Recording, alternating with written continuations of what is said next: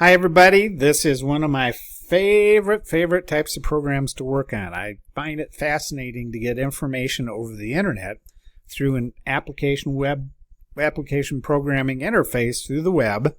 One of my favorite things is weather programs. Well, we added an init method before, and now, this is in a class format, of course. And we've added the init method, which we're going to leave empty for now. We'll use it later on. Here is our get location. We're going to input the city, state, and country. Self means that we can use those anywhere in the program. To build our query, after looking at the API documentation, the best way is to put commas between the city, state, and country. All right, we've got the location. Now we're going to get our weather. This is just like we did before. No different.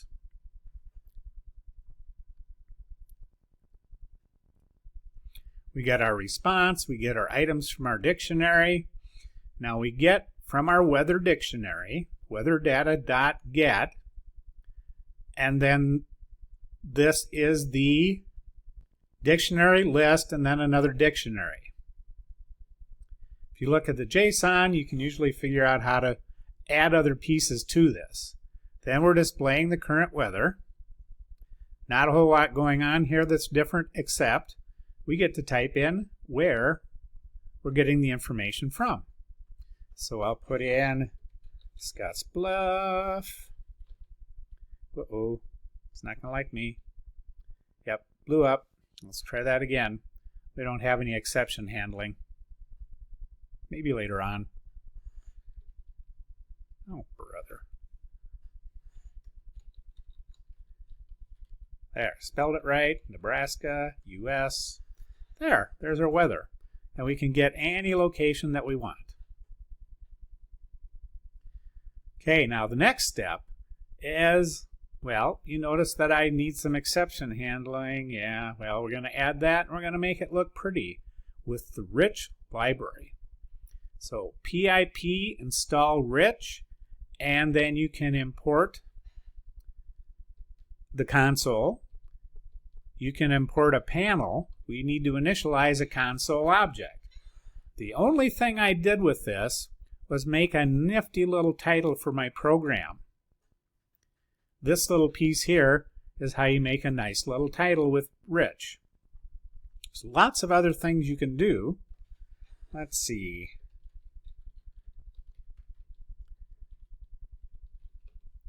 There we go.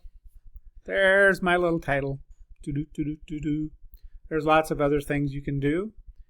You do a search for rich Python library. There's all kinds of information on the web.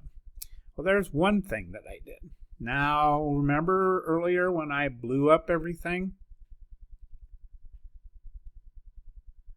Getting the location, no problem there, but when we get our weather, we're building a query, there's our little try statement. If something blows up in here and we say, sorry, there was a problem, well, not necessarily connecting, we'll just say there was a problem, Houston.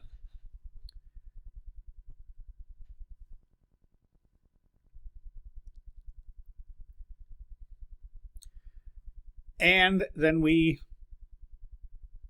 exit the program. So there's some exception handling. We don't let it blow our program up.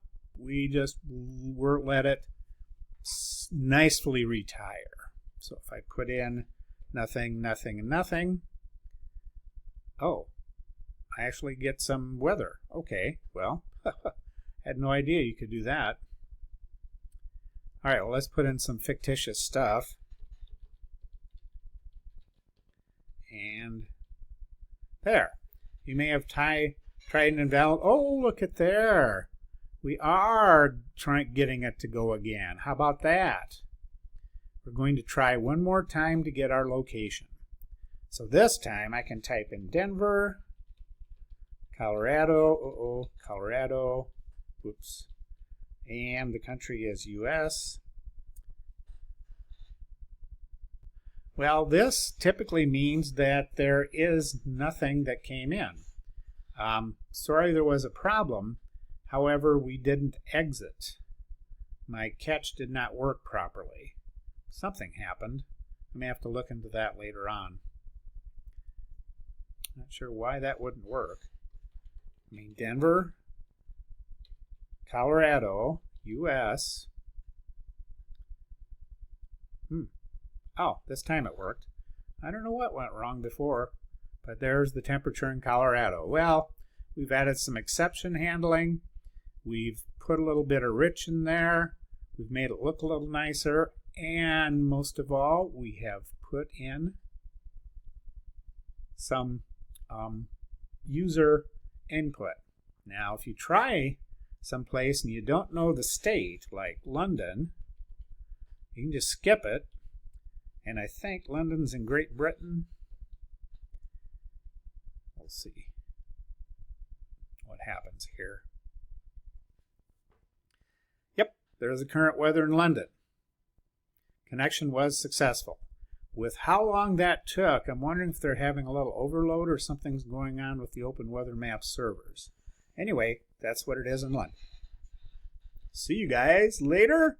We're going to have more fun with the weather later on.